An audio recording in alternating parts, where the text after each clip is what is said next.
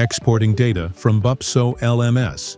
Hello guys, in this video we will see how to export data from Buopso.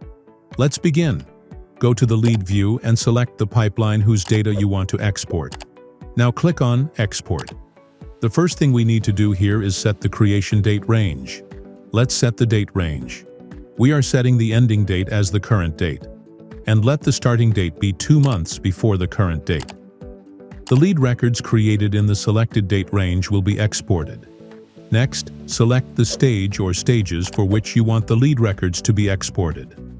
Let's select all stages. Now select the file format for your export. You can select either XLSX or CSV format. Let's select XLSX here. Now select the fields you want to export. Export the fields currently displayed in the grid lets you export only the fields visible in the current grid. It includes only the columns you have selected to show. This is helpful when you want to quickly export the data you're actively using. Export all assigned fields lets you export all the fields assigned to the lead record, even if they are not currently visible in your grid. This ensures that you get the full set of data, including the hidden fields that are part of the pipeline. Let's select Export All Assigned Fields. Finally, click on Export.